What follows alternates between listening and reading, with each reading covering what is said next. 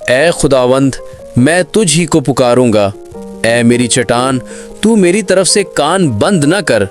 ایسا نہ ہو کہ اگر تو میری طرف سے خاموش ہے تو میں ان کی مانند بن جاؤں جو پاتال میں جاتے ہیں۔ جب میں تجھ سے فریاد کروں اور اپنے ہاتھ تیری مقدس ہیکل کی طرف اٹھاؤں تو میری منت کی آواز کو سن لے۔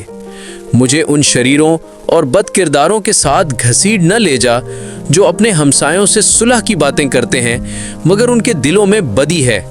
ان کے افعال و اعمال کی برائی کے موافق ان کو بدلہ دے۔ ان کے ہاتھوں کے کاموں کے مطابق ان سے سلوک کر، ان کے کیے کا عوض ان کو دے۔ وہ خداوند کے کاموں اور اس کی دستکاری پر دھیان نہیں کرتے، اس لیے وہ ان کو گرا دے گا اور پھر نہیں اٹھائے گا۔ خداوند مبارک ہو، اس لیے کہ اس نے میری منت کی آواز سن لی۔ خداوند میری قوت اور میری سپر ہے، میرے دل نے اس پر توکل کیا ہے اور مجھے مدد ملی ہے، اسی لیے میرا دل نہایت شادمان ہے اور میں گیت گا کر اس کی ستائش کروں گا۔ خداوند ان کی قوت ہے، وہ اپنے ممسوح کے لیے نجات کا قلعہ ہے۔